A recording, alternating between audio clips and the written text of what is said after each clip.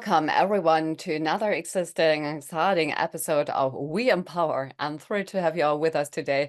So sit back, relax, and get ready to be inspired. Let's make today count. In today's episode, we will have a great guest here to introduce. It's Wendy Denning. She has been named 3 years in a row in Tatler's top 150 Bravo doctors and who co-presented the very successful TV series, The Diet Doctors Inside and Out. And I'm very happy to have her here because, among others, she's very natural and she has no attitude of a promi doctor. And I'm very much looking forward to get from her exciting hacks, which makes your life better and my life, of course, too. So same thing. We have also a very interesting book today. It calls Imprisoned by Words, and it's written by one of our previous radio show talk guests, Jos Fredericks. And I met him a few weeks ago to talk about this book, which is very much close to his heart, written by his own experience, which made his life much better. So stay tuned here, and we will go afterwards into a great review of super life-challenging results about diversity in the world.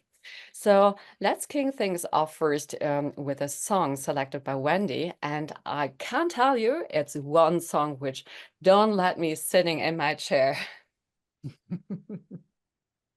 Welcome here in the show, Wendy. Again, a warm welcome from me and the radio show and the listeners here. So great that you could make it today. Thank you. It's really a pleasure to be here. Thank you. Wendy, on this day where it's here rainy outside and listening to Dancing Queen, it gave me a really warm welcome also for myself. And I wish we could do that. Dancing to Dancing Queen now. Is I know. dancing also something you like, or is it just a song you selected because you like the sound, the freshness, the easiness? I think I wouldn't say people would say I'm not the best dancer. I love to dance. Probably my daughter and I's favorite song. So whenever that song comes on, we're like, yeah, So it's Oh, a great. celebration for us both, I think, is the way I see it. And I feel it's a celebration of women, actually. Yeah. It's a dancing queen, it's a celebration of women that we can move our bodies and we can feel enthusiastic about life and we can feel positive about life. So for me, I love the music and I just see it as a celebration, and it always it has such a warm place in my heart. Yeah, your words are really hitting me, to be honest, because I mean, we as women, we have so much power in us. And I often feel a lot has been restricted from the monthly blood, which during the centuries and hundreds of years, it was something bad and something where the women called bitches or they were punished because of this. The menopause, which is something which is giving the women a kind of unattractiveness sudden, which pushes in them out of this being attracted to men, being a woman. We have so much restrictions on that. And I just want to close my introduction with one quote from yesterday. I presented at Vodafone, which is one of the biggest telecommunication or phone companies here in Germany, and too. And there was a moderator, and when I said, as a kind of just you're saying this, there was taking a photo, and I just said, "Okay, please take off all the wrinkles," just to make a joke. She said, "No, I love my wrinkles. Don't do that." And looked at me, and she said, "Oh." She said, "I'm dealing with my menopause and with my wrinkles." I said, Yeah. "Oh." And it came so sudden from the side, being in a Oh. professional environment, and it came so emotional, and it really hit me. I, As I Yeah, that's wonderful, actually. I really like that. And you're quite right. When I was living in Canada, you can change your doctor very easily. And I was a young woman in those days, and suddenly there was a shortage of women doctors. And when the women hit 50, Yeah. all the women that had had a male doctor started to come to see me for the Oh. menopause. And I didn't like to tell them that I didn't know much about the menopause at that point. I was a typical young woman thinking, I hope this never happens to me. But I soon quickly learned, but it was because they really didn't feel heard, unfortunately, at that time by their male doctors. Yeah. And and what I found was I needed to hear them and help them to reestablish their lives and refine their lives Yeah. with this change, and to find out, those things that they'd relied on before.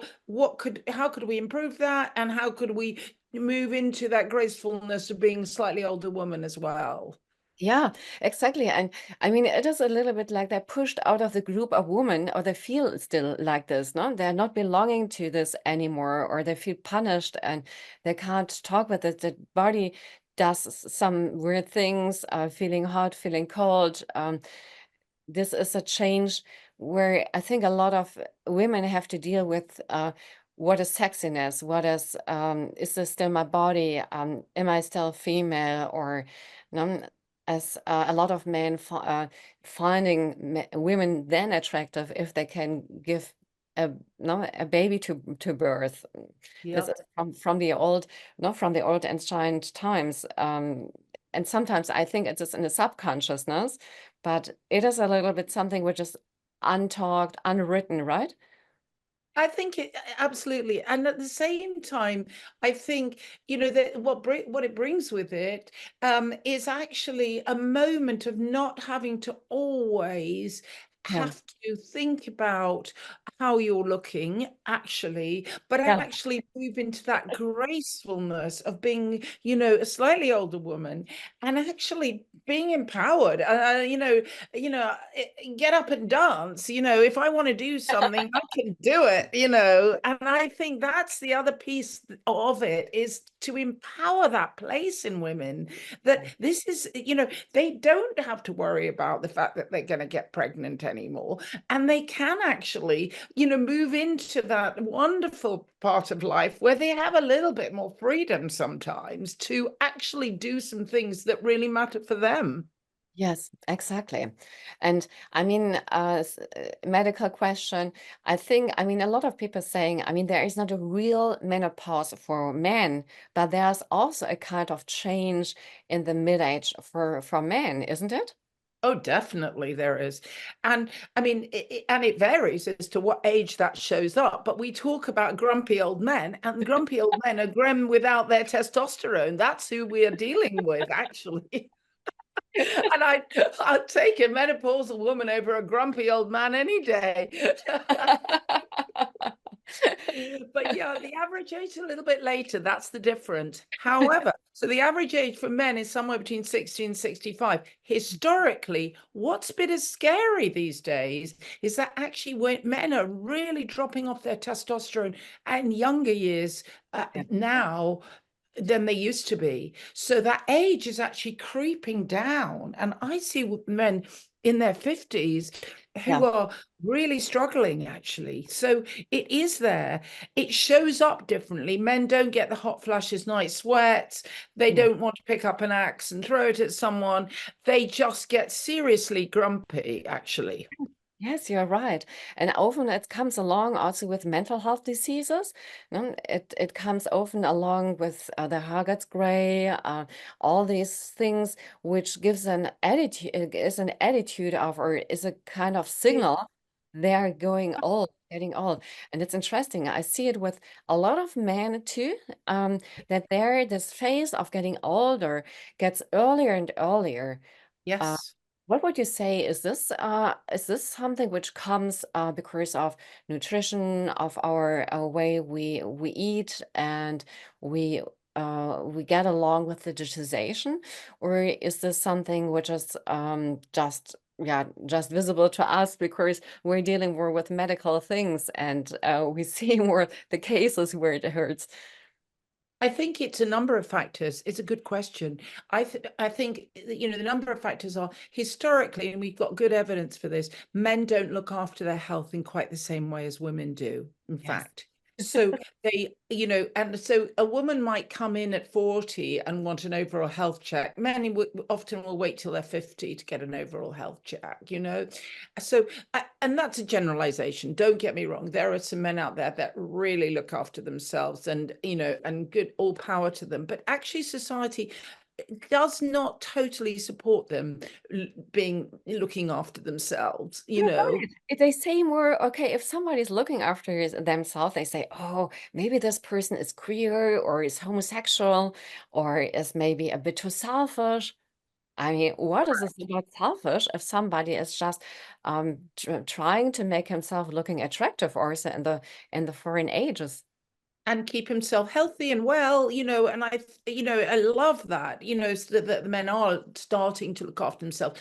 But right alongside that, we Mm. have, you know, the fact that men are, they also, we have what we call endocrine disruptors. These are chemicals in our environment that are actually disrupting our endocrines in our body. And Mm. that endocrine means hormones in our body. And so for women, we see it in women as well, because we see a lot more polycystic ovary disease than we always used to. But for men, we see it both in the fact that their testosterone levels are dropping, and scarily, their sperm counts are dropping. And that's an endocrine disruptor. Yes. I think the other factor actually is that it is the stress. So I see it quite often in men who are working in the city. They, you know, they're working extremely hard. They're expected to work ridiculously long hours, and they have to keep on that, you know, on that job. And that really takes a toll on the body. And, you know, when I see that, I say to these guys, I say, look, you need to have an exit plan. This is a young man's job. You need to be thinking, because this is, you know, we know that where this is headed. Yeah, you're so And right. And if I look, for example, at my own career, I started in the consumer good business. Nobody was brave enough to say that he needs more than 2 days holiday because we all knew that we would have punished then. And we all knew that if somebody would have said that he doesn't like or that does like to limit the flight frequency, then they would have said, okay, you can stop. You can, here's the door. Leave your job. And there are 20 people waiting for this great consumer goods job. So we didn't take care of us. It was just we used our body as a kind of machine or instrument. Just as long as it works, it works. And sports was a kind of luxury because it yeah, took too much time. And it is still for many of the people in my environment that sport is something they say, yes, I should do this, but not I want to do this. I should do this. Yes, mm. I think I must do this. So sports is something which is a waste of time for many in their head, which costing a lot of energy. It's not positively seen. Where comes this from?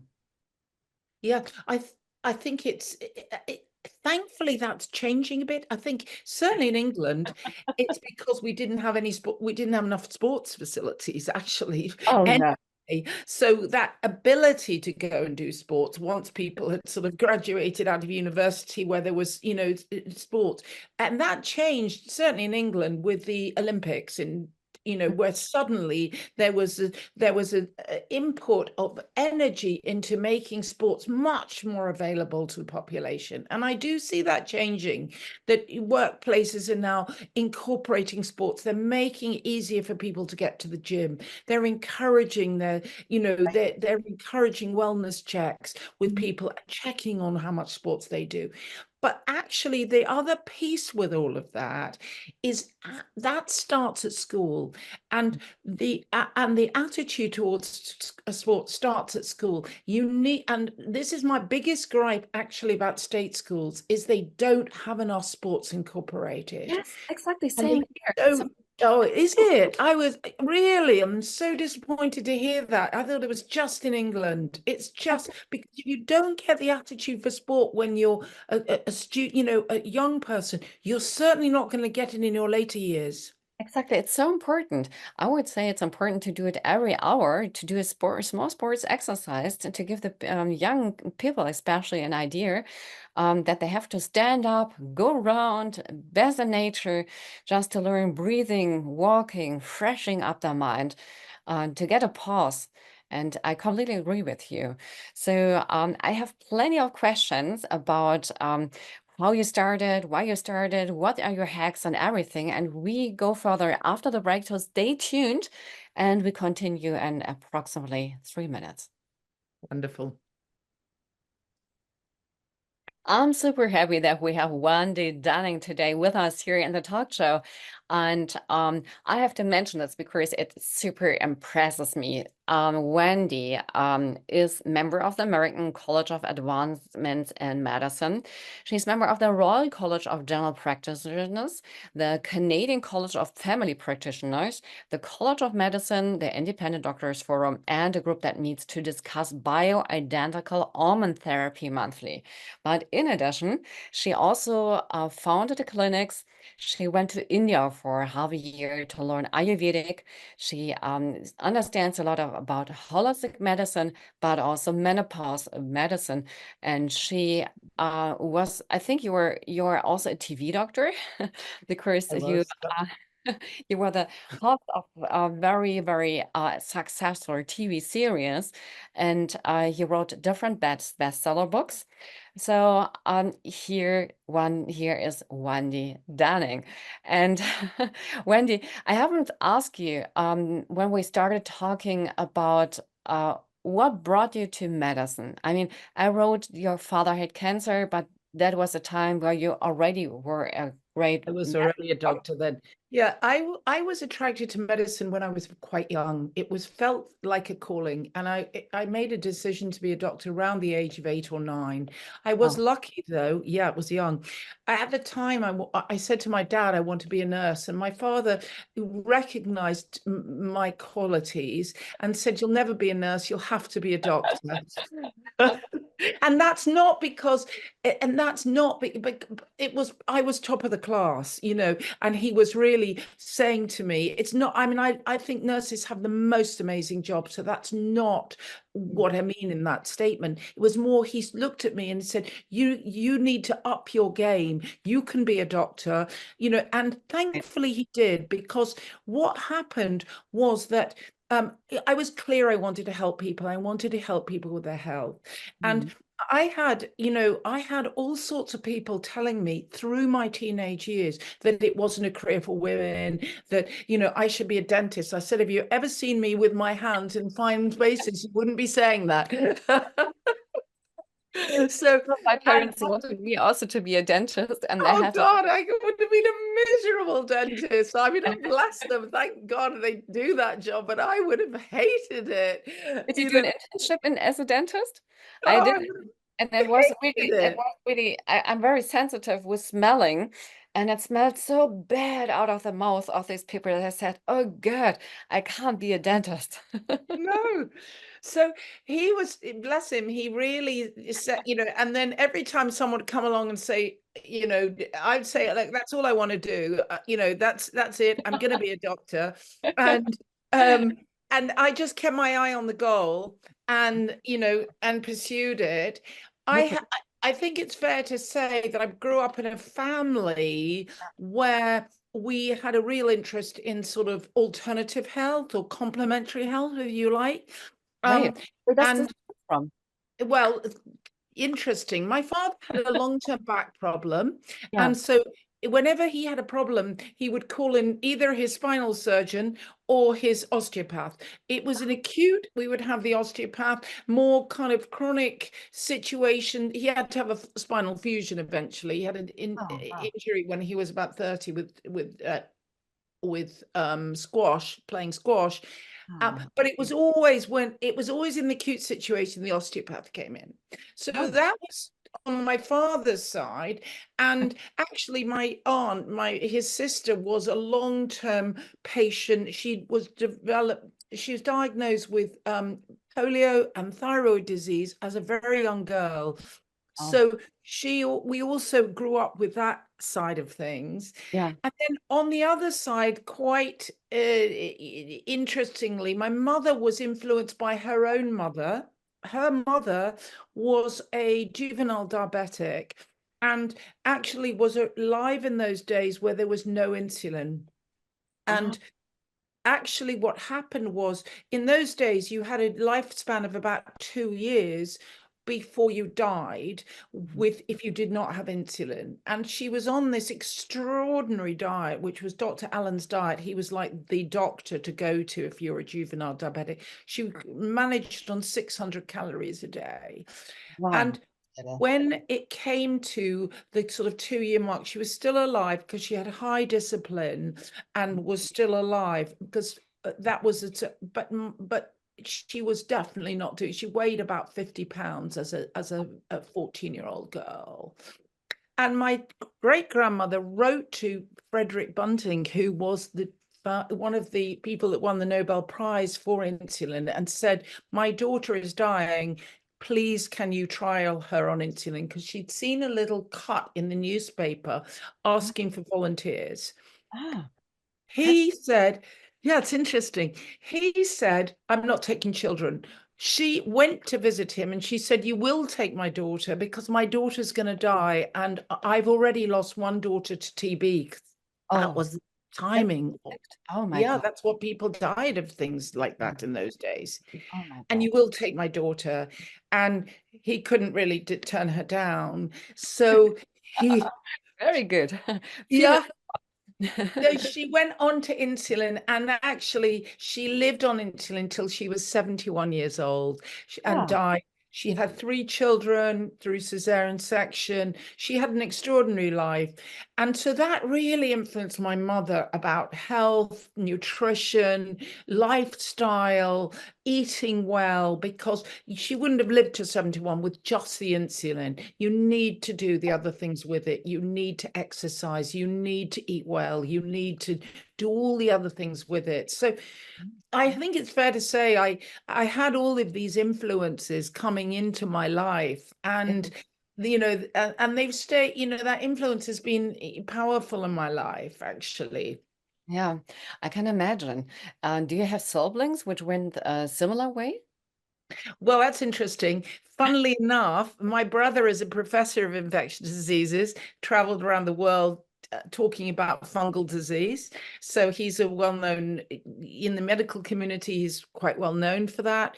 I Mhm. have two cousins, Yeah. both doctors. One's a child psychiatrist, and one is a public health doctor. Also, both have made kind of changes in the world with their profession, actually, both of them. Would you say that is the family who rooted this with talking about these things, being open for it, and discussing it also at home, practicing good food, good nutrition? I think that's true, because then my other two sisters both study psychology. One of my sisters is a psychotherapist, extremely good psychotherapist, um, and the other sister actually has set up a whole. She's very concerned about the environment and has set up a whole business on called the Naked Larder, empowering people to reduce their plastics in their daily usage. So I think as a family, we are one that like to make a difference. It was nice. I got an email from a patient last night who Yeah. I have not spoken to for about 14 years. And he emailed me something about one of his children who I'd been looking after, and they're all grown up now or whatever. And he thanked me and he said, I trust you are still changing the world. And I thought, how nice is that? It's super heartwarming and great that you get people like that. But I mean, you are doing a great job, Wendy. And also that you look into Ayurveda. I mean, Ayurveda is a very, very old medicine. It is based on herbs. It's based also not only on medicine you drink or you take as a tablet, but it's also based on the mental health. And it's interesting how that comes together. And we here in the Western world, we got so disrupted from that. What do Mm. you think? Why is it in India, in some areas of India, so based and so stable with this unifying this together, seeing it in a holistic way? And why are we distracted in this Western world from this what we learned in the past, like from Hildegard, from Bingen, from homeopathic medicine, from all these ways which we're treating it in a nice way already? I think that's it's a very interesting question. So Ayurvedic medicine, takes in the physical, the spiritual, the emotional, um, and in a very holistic way. And I think what's interesting about it is it works better in India. And that it works better in India because there's a backdrop in India. Everyone still has a spiritual practice, really, for the most part. And that's actually the piece we've lost here. And that spiritual practice in India is not necessarily, it doesn't have to be Hindu. It can be Christian, Hindu, Muslim. It doesn't actually matter. It's more the belief that there's something bigger than yourself Yeah. that actually you can, work with. And I think that's the piece we've lost here. It's the spiritual side, and also I think the other piece that we've lost here is actually that whole integration of looking at people, Mhm. and which Ayurvedic medicine does, traditional Chinese medicine, which I've studied for 2 years, and is also something where they look holistically at how the body functions. And in fact, if you look at Chinese medicine, they would only pay their doctor historically. This is historically. They would only pay their doctor if the doctor kept them healthy. God, if we had that system in this country, every Oh doctor my here would gosh. be broke. We'd be unemployed, yes. Exactly, because we're not trained to keep people healthy. We're Yeah. actually trained to detect disease and to treat it when it comes, which is okay because we need that as well. But it wouldn't work well to try and keep people healthy, which is why I find it, as much as I love the National Health Service, I always think it's actually not a health service, it's a disease service. You're Actually. so right. And why can't we change our system into a prevention system which tries to keep people healthy from childhood? Why are we starting our health system, or have we changed the health system into a one which is not curating? I think it's, for instance, one of the things I do with every woman that comes to me at the menopause is I do a bone density. I want to see what that woman, and I want her to see, more importantly, it doesn't matter what I think, Yeah. I can advise her, but in the end, she needs to take responsibility for her bone density, for her bone health. And I like to do it when they hit the menopause, because that's the time where you can actually engage with people and say, look, you're already in a situation that's not looking good for your future. So let's make the changes now so that you can, so you're not going to have crumbling bones when you're 80 or whatever, and I would often try and send them back into the health service to get that done, to get that done by their health doctors. And the response will be, well, they don't have a fracture, they don't have back pain, so they don't need it. But actually, it's such short-sightedness. And I understand why it is, because we put our money into disease rather than into health. But it's Yes. such pity. Yes, exactly. And it's funny because when I read years ago that Kim Kardashian is putting into her beauty exercises and everything 15,000 euros a year, I thought, oh my God, this is a lot.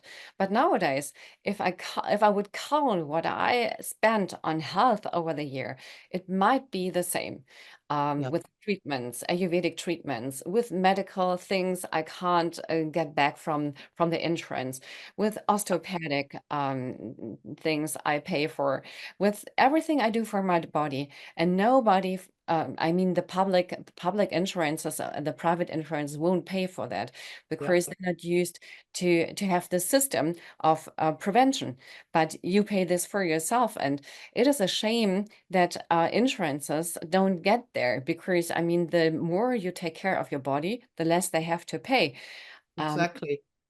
No, do it's true. And, it's really true. And I think, but I say to people, you need to invest in your health. However that works, you need to invest in your health, because if you don't have health, you don't have anything. You can have all the money in the world, you can have all this and whatever, but if you've got poor health, it really impacts your daily life. Yes, yes, that's right. And Wendy, I mean, if I think about your life, I mean, you could move forward with a brilliant TV doctor. I'm sure you could you can brilliantly move forward as a bestseller author, but also as a clinic director. What are your plans for the next year? Yeah, what have you planned for the next future? Well, I stopped doing the TV work because I became a mother, and within the space of 3 years, I had three children. And I always talk about that book as being my first child, because when you write a book, as you know, it's like giving birth. Yes, exactly. And there's a And lot up and downs in between. and all the ups and downs in between, exactly. So actually, it's really interesting that you asked me that question, because now my children, as this year finishes, because I've got one child doing his A levels, which is the final exams in England, and the other two doing GCSEs, so that's the 2 years before they finish. And they are, so I've got sort of, I feel like I've got to get through this year, and then I'm kind of, from the summer onwards, I have really kind of, my mind has expanded back into that desire to get back in the world and to really, educate back. And that was what attracted me to go back to do the TV work, was Yeah. because it was an educational program.